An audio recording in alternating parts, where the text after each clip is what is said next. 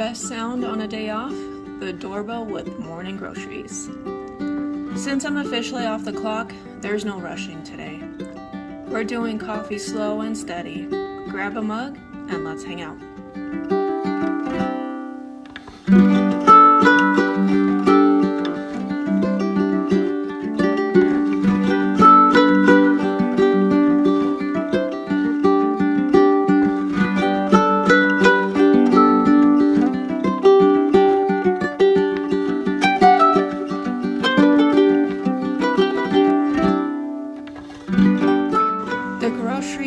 Just arrived, which officially marks the start of my favorite day of the week. It's been a loud, heavy week, and I can feel my brain still trying to run 100 miles an hour. So I'm using this morning to intentionally decompress. No scrolling, no emails, just the ritual of a slow pour.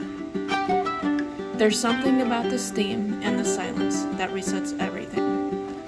Let's just take a minute. Let's breathe.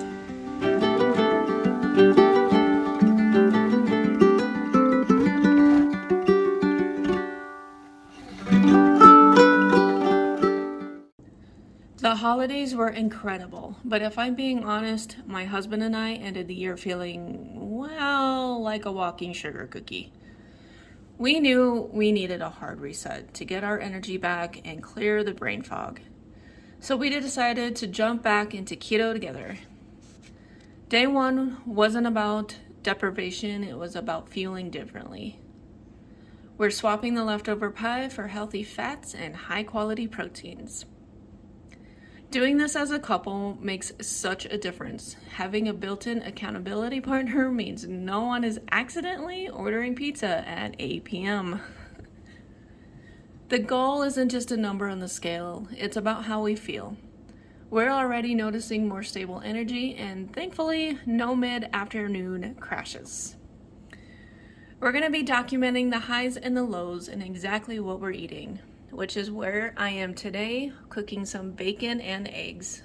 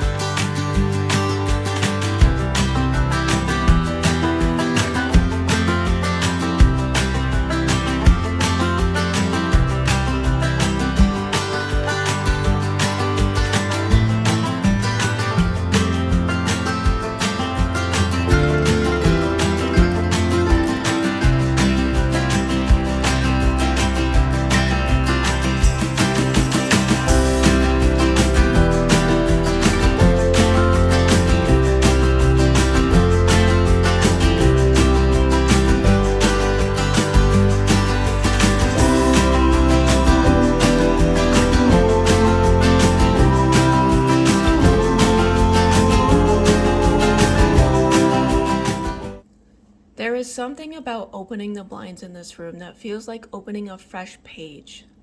It's my day off from the outside world, which means I get to lean fully into our home rhythm. Today is a big day for us. It's time for our Nature of Truth and Wisdom Morning Symposium. I found that starting with the big ideas before the busy work makes the whole day feel more grounded. Our morning symposium isn't just a lesson. It's a conversation. We're exploring where truth comes from and how we apply it. It's about teaching the kids not just what to think, but how to seek wisdom in a world full of noise.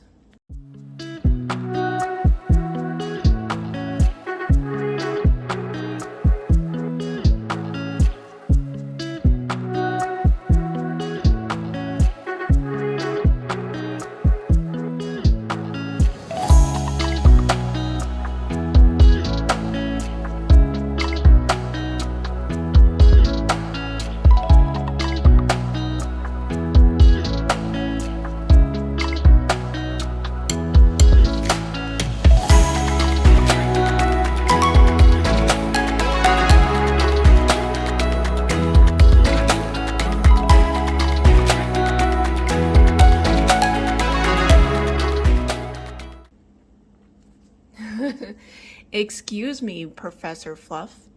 I need this exact square inch of space. There we go. Perfect. Now you are the official paperweight. We've hit workday 3. The focus today is the distinction between knowledge and wisdom. I like to tell the kids that knowledge is knowing that a tomato is a fruit, but the wisdom is knowing not to put it in a fruit salad.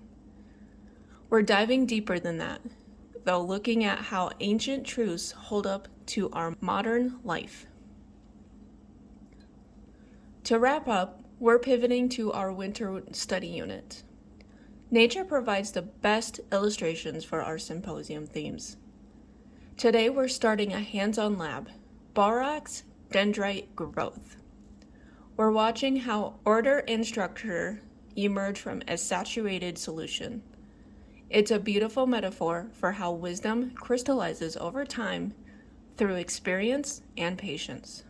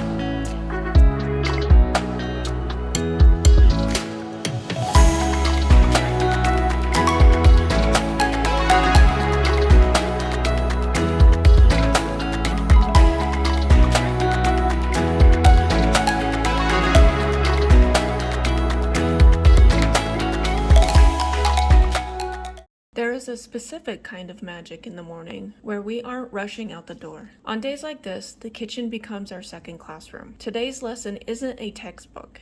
It's in the carton of eggs we bought this morning.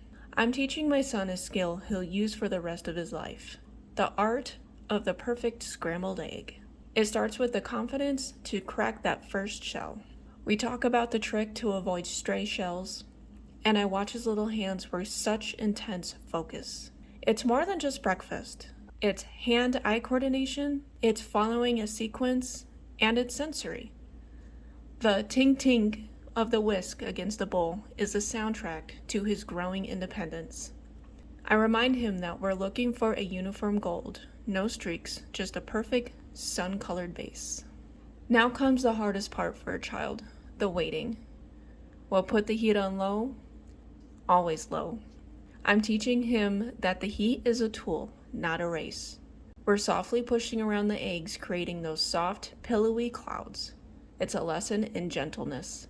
We pull them off the heat while they still look just a little bit wet. The secret of carryover cooking. Seeing the pride on his face as he slides those eggs onto his plate is better than any grade on a worksheet. He didn't just make a meal, he mastered a small piece of his world today. And as we sit down to eat, I realize these are the moments where knowledge truly turns into wisdom, one egg at a time.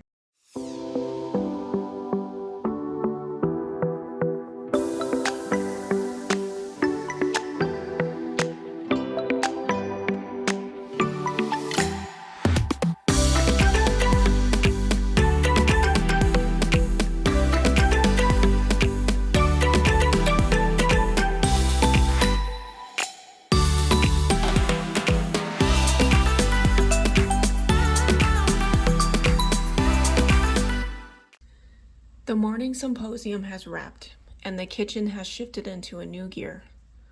One of the best parts of homeschooling is watching the kids take ownership of their own rhythm. Right now, they're at the counter, carefully assembling their own sandwiches. There's a quiet confidence in the way they spread the mayo and stack the bread. A small victory for independence. While they handle the basics, I'm reclaiming the corner of the kitchen for something a little bit more spirited. I'm prepping a batch of jalapeno poppers for our lunch side dish. There's something therapeutic about slicing and seeding. The bright green crunch of the peppers against the creamy feeling. It's a bit of heat to balance out a cool winter morning. I love this overlap. The sound of their chatter over turkey and provolone, mixed with the sizzling of my prep. We're all working toward the same goal, a shared meal and a moment to refuel before we head back into our afternoon studies. It isn't just about the food, it's about the shared space we've built. Sandwiches are stacked, the poppers are ready for heat, and the house smells like home. Lunch is served.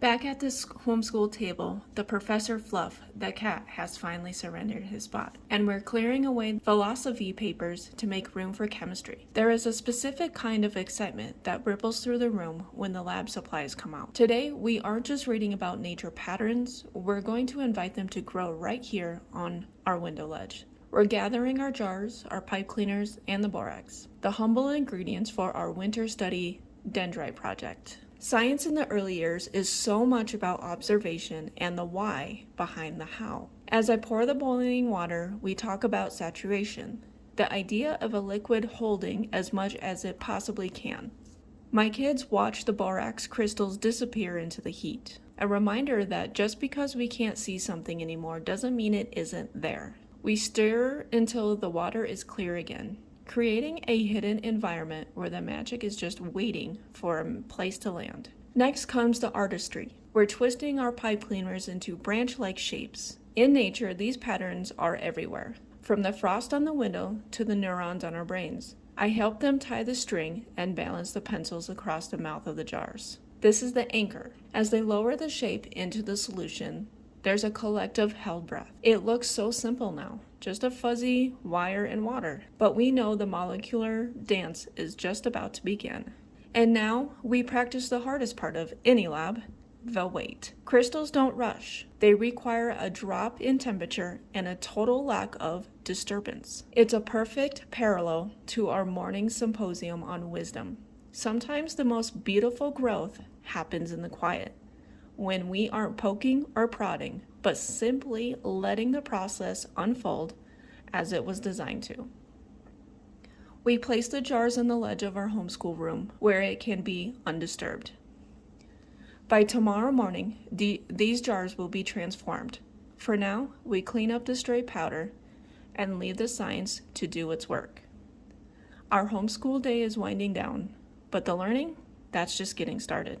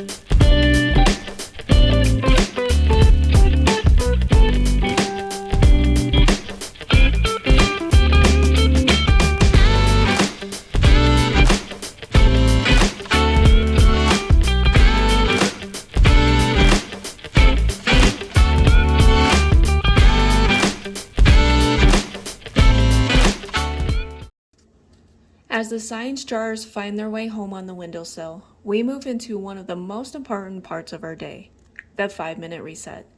We've made it a rule to never leave the homeschool room in chaos. We spend just 5 minutes together tucking away those books, capped markers, and stray papers.